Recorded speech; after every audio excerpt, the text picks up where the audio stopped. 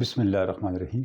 علامہ اقبال کی سیاسی فکر پر ہم گفتگو کر رہے ہیں، اور اس سے پہلے ہم نے پہلی نشست میں اس بات پہ گفتگو کی تھی کہ جو مسلم سیاسی فکر ہے علامہ کے زمانے تک کی، اس کے بارے میں ان کا اوپینین کیا ہے، ان کی رائے کیا ہے، اور علامہ کی کچھ تحریروں کی روشنی میں ہم نے اس کو ڈسکس کیا تھا۔ خصوصاً ہم نے دو تحریریں علامہ کی ڈسکس کی تھی۔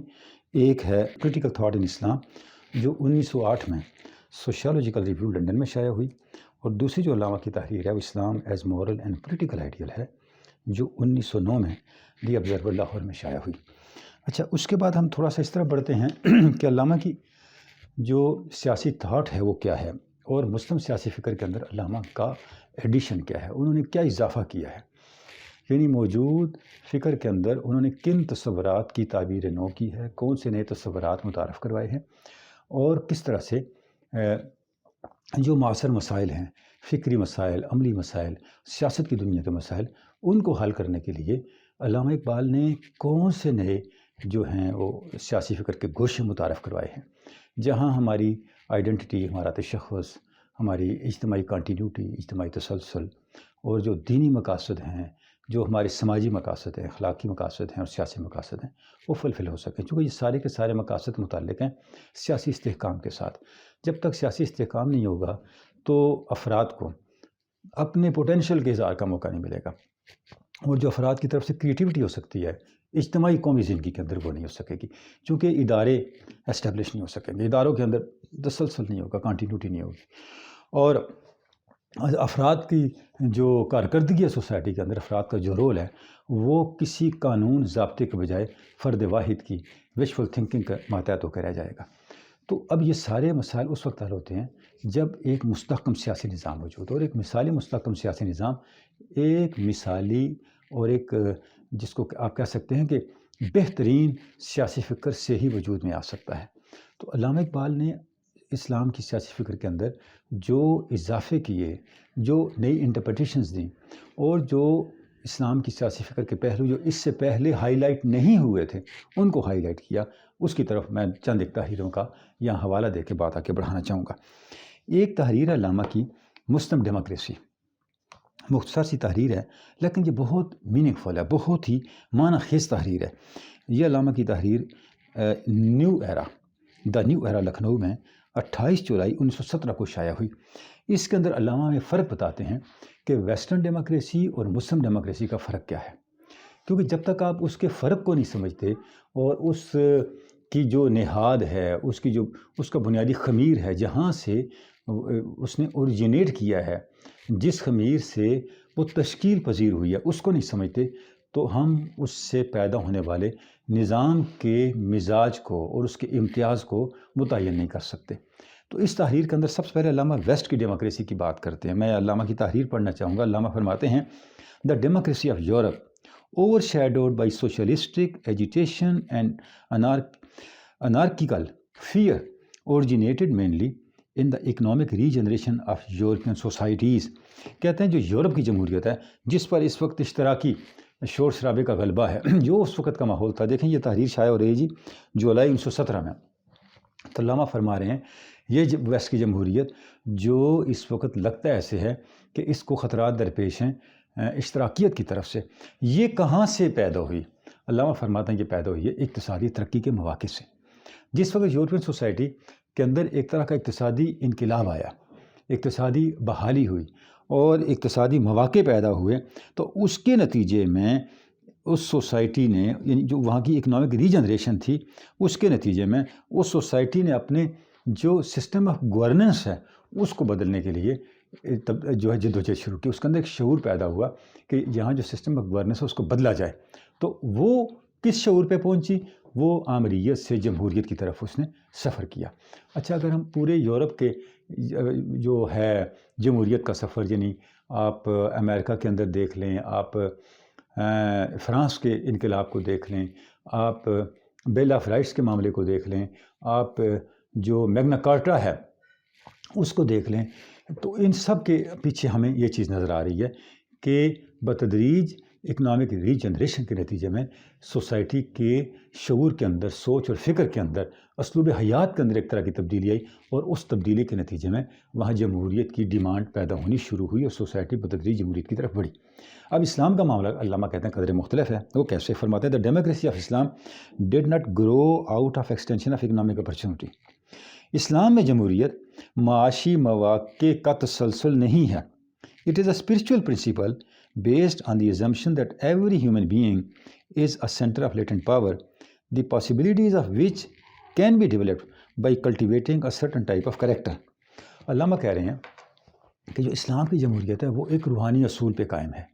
وہ اصول یہ ہے کہ اللہ رب العزت نے ہر شخص کو غیر معمولی استعداد دے کے پیدا فرمایا ہے، اور وہ استعداد روح بکار آ سکتی ہے اگر اس کو ایک مخصوص طرح کے کردار میں ڈالا جائے، اس کو ایک مخصوص طرح کا کردار ادا کرنے کے مواقع فراہم کیے جائیں۔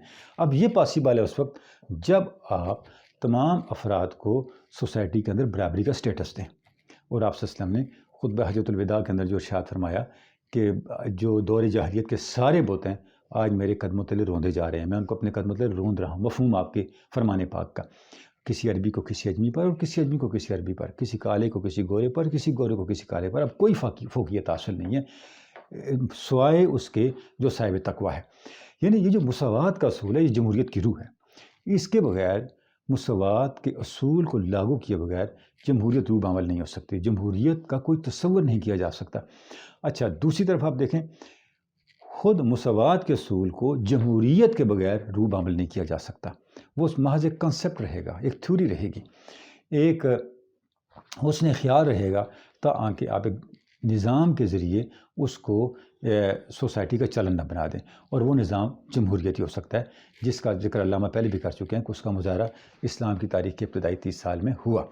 تو یہ ایک فرق ہے جو علامہ ہمیں واضح کر کے بتاتے ہیں کہ مسلم ڈیموکریسی اور ویسٹرن ڈیموکریسی کے اندر فرق کیا ہے۔ اچھا، اس کے بعد جو اگلی بڑی امپورٹنٹ بات ہے جی، وہ یہ ہے کہ اب یہ جو اصول ہے جمہوریت کا اور اسلام کی جو سسٹم ہے اس کو روبہ عمل کرنے کے لیے ہم نے کیا اقدامات کرنے ہیں اور کیا ہمارے لیے چیزیں کرنی ضروری ہیں۔ اس طرف جب ہم آتے ہیں تو یہاں پر بہت امپورٹنٹ ریفرنس جاوید نامہ سے میں دینا چاہوں گا، جو علامہ کچھ بنیادی اصول قرآن حکیم سے اخذ کر کے ہمارے سامنے رکھتے ہیں، اور ان کو علامہ نام دیتے ہیں محکمات عالم قرآنی کا۔ محکمات عالم قرآنی کا مطلب یہ ہے کہ قرآن مجید جو قرآن ایک ورلڈ ہے، قرآن مجید جس دنیا کی تخلیق کرنا چاہتا ہے، وہ کن مستحکم اصولوں پر، پرماننٹ پرنسپلز پر، یونیورسل پرنسپلز پر وہ نظام، وہ دنیا کھڑی ہوگی۔ وہ 4 ہیں۔ اب محکمات عالم قرآنی کو علامہ اقبال نے 4 عنوانات کے تحت بیان کیا ہے، جن میں پہلا ہے خلافت آدم، دوسرا ہے حکومت الہی، تیسرا ہے عرض ملک خدا است، اور چوتھا ہے حکمت خیر کثیر است۔ یہ جو 4 اصول ہیں، علامہ کہتے ہیں کہ ان 4 اصولوں کی روشنی میں ایک مستحکم معاشرہ، ایسی ریاست قائم کی جا سکتی ہے جو قرآنی معاشرہ ہوگا، جو قرآنی ریاست ہوگی۔ اگر ہم ان 4 پرنسپلز کو جب ڈیٹیل سے سمجھنے کی کوشش کرتے ہیں، بے غور و فکر کرتے ہیں، تو ہم دیکھتے ہیں کہ ایک لحاظ سے علامہ اقبال کی جو سیاسی فکر ہے اس کی ساری جزئیات کم و بیش سمٹ کر ان 4 اصولوں کے اندر آ جاتی ہیں۔ یا دوسرے لفظوں میں آپ یہ کہہ سکتے ہیں کہ جہاں جہاں بھی علامہ کے شذرات فکر، ان کی جو ریفلیکشنز آف تھاٹ پھیلے ہوئے ہیں سیاسی فکر کے والے سے، وہ بنیادی طور پہ انہی 4 اصولوں کی ہمیں توضیح و تشریح اور انہی 4 اصولوں کی کسی نہ کسی صورت میں ایکسٹینشن نظر آتے ہیں۔ اب وہ 4 اصول کیا ہیں؟ سب سے پہلے خلافت آدم ہے، جس میں علامہ فرماتے ہیں، خلافت آدم کی وضاحت کرتے ہوئے علامہ فرماتے ہیں، درد و عالم ہر کجا آثار عشق، ابن آدم سر از اسرار عشق۔ فرماتے ہیں اس کائنات کو جب ہم دیکھتے ہیں تو یہ کائنات اسرار عشق پر کھڑی ہے، اسرار عشق کے ساتھ قائم ہے، اور آدم کون ہے؟ وہ عشق کے رازوں میں سے ایک راز ہے۔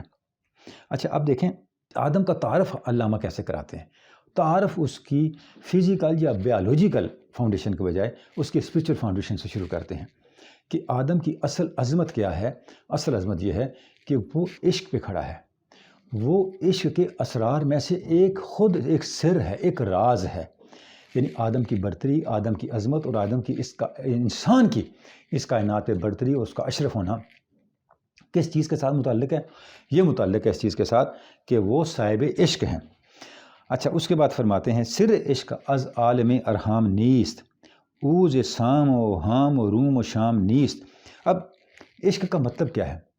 یعنی جب عالم انسان کو علامہ صاحب عشق قرار دیتے ہیں، اسرار عشق میں سے عشق کا ایک راز قرار دیتے ہیں، تو فرماتے ہیں میرے کہنے کا مطلب یہ ہے کہ آپ آدم کو انسان کی اولاد ہونے کے ناطے سے محض نہ پہچانیں، کسی خاص قوم قبیلے کے حوالے سے نہ پہچانیں کہ یہ حبشی ہے، یہ ایرانی ہے، یہ ایشیائی ہے، یہ مغربی ہے، یہ یورپین ہے، یہ کالا ہے، یہ گورا ہے، یہ اجمی ہے، یہ عربی ہے، اس انداز سے نہ پہچانیں، بلکہ انسان کو اس بنیادی روح کے ساتھ پہچانیں جو تمام عالم انسانیت میں قدر مشترک ہے، اور اسی روح کی وجہ سے انسان جو ہے وہ افضل ہے، انسان اکرم ہے، اور انسان تمام کائنات پر برتر اور فائق ہے۔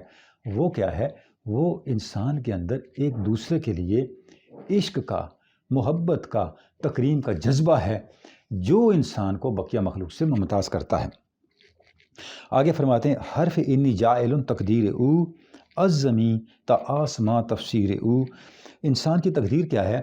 انسان کی تقدیر یہ ہے کہ اللہ رب العزت نے ارشاد فرمایا انی جائل فی الارض خلیفہ، کہ میں انسان کو زمین پر اپنا نائب بنانے والا ہوں، اپنا نائب بنا رہا ہوں۔ یہی وجہ ہے کہ انسان زمین سے آسمان تک انسان کی فتوحات کا دائرہ پھیلا ہوا ہے، انسان کے شرف اور انسان کی کرامت کا دائرہ پھیلا ہوا ہے۔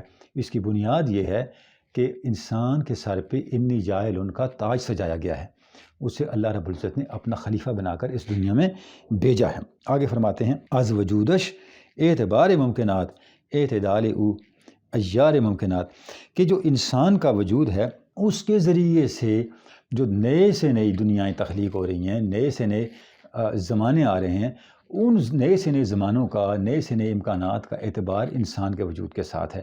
اور جب انسان اپنے آپ کو درجہ کمال پہ لے جاتا ہے، اعتدال کا مطلب یہ کہ اپنے آپ کو درجہ کمال پہ لے جاتا ہے، تو اس سے کیا ہوتا ہے؟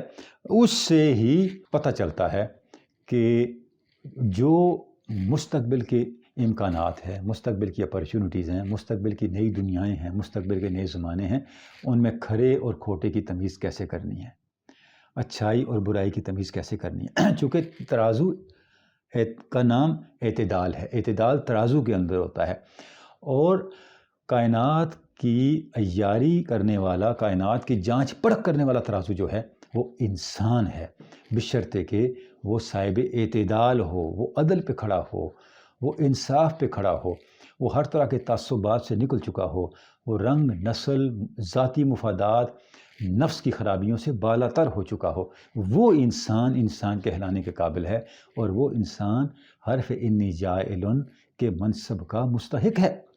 اس کے بعد فرماتے ہیں برتر از گردوں مقام آدم است اصل تہذیب احترام آدم است۔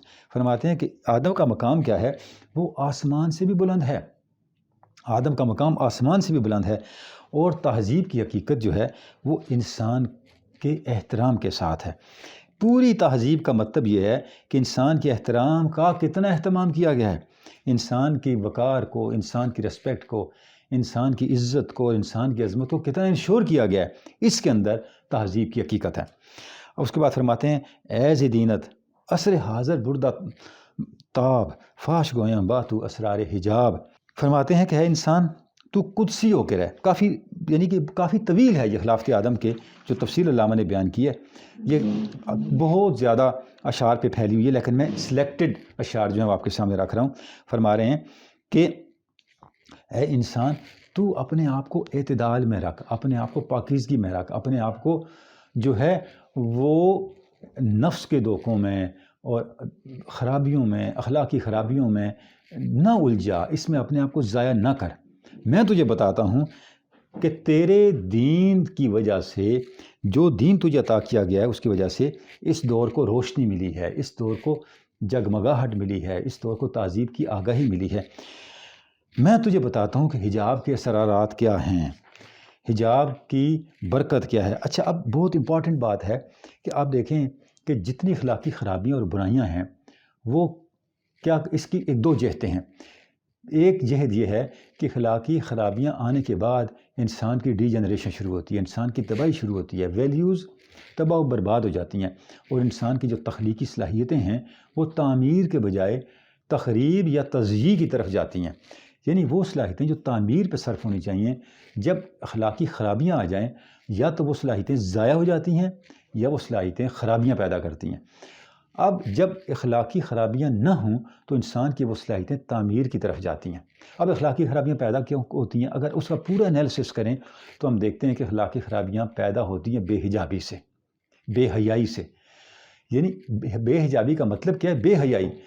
تو اب جس وقت کسی سوسائٹی میں بے حیائی ہو جائے، حیا نہ رہے، تو اس کے بعد اس سوسائٹی میں اخلاقی اقدار کا کوئی امکان باقی نہیں رہتا۔ آپ صلی اللہ علیہ وسلم نے ارشاد فرمایا کہ ہر تہذیب کا ایک خلق ہے، اسلام کا خلق حیا ہے۔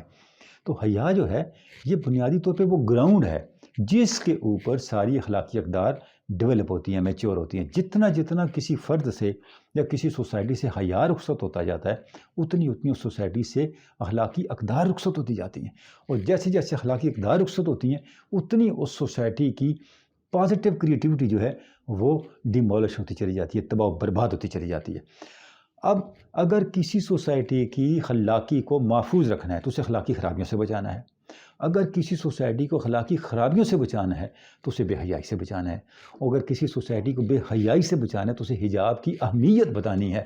تو علامہ بتا رہے ہیں بات گویم اسرار حجاب، فاش گویم بات اسرار حجاب۔ میں تجھے بتاتا ہوں کہ حیا کے اور حجاب کے اسرار کیا ہیں، اس کی حکمتیں کیا ہیں۔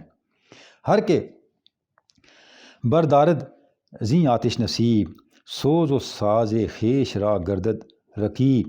فرماتے ہیں جس کسی کو بھی پتہ چل جائے کہ حجاب کا، خلوت کا، اپنے من میں ڈوبنے کا اور اپنے آپ کو بے حجابی یعنی اخلاق باختگی سے بچانے کا مقام کیا ہے اور اس کی قدر و قیمت کیا ہے، تو وہ اپنے سوز و ساز کی حقیقت تک جا پہنچے۔ اب آگے مثال دیتے ہیں۔ مصطفیٰ اندر ہرا خلوت گزید، مدت جز خویشتن کسرا ندید۔ فرماتے ہیں رسول اللہ صلی اللہ علیہ وسلم کی ذات پاک کو دیکھو، آپ نے ایک زمانہ ہرا کے اندر خلوت میں گزارا اور اس دوران اپنے علاوہ کسی پہ توجہ نہیں کی، کسی کو نہیں دیکھا۔ نقش ما در دل او ریختند، ملت از خلوتش انگیختن۔ تو ذات خداوند نے ملت اسلامیہ کے نقش ان کے دل میں پیدا کیا، ان کے دل میں نقش کیا، ان کے دل میں وہ اتارا جو ہماری تہذیب کا، اس ملت کا، اس امت کا نقش تھا۔ اور یہ ملت کہاں سے پیدا ہوئی؟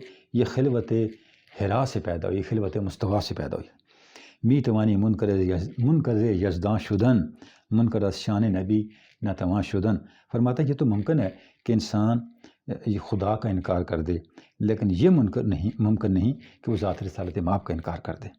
گرچہ داری جان روشن چو کلیم، ہست افکار تو بے خلوت عقیم۔ فرماتے ہیں اگر تو کتنا ہی ذہین فطین کیوں نہ ہو جائے، حتیٰ کہ تیری فکر کلیم اللہ کی طرح حقائق آشنا ہونی شروع ہو جائے، لیکن یہ بے عقیم رہے گی اگر یہ خلوت سے نہیں گزرے گی، اگر تو اس کو خلوت سے نہیں گزارے گا، یعنی اس کو ایک خاص پیوریفیکیشن سے نہیں گزارے گا، اس کو ایک خاص ارتکاز سے نہیں گزارے گا، اس کو ایک خاص اخلاقی رفتوں پہ نہیں لے کے جائے گا، تو یہ بے عقیم رہے گی، اس سے کچھ پیدا نہیں ہوگا، جیسی تھی ویسی لے کے اس دنیا سے تو رخصت ہو جائے گا۔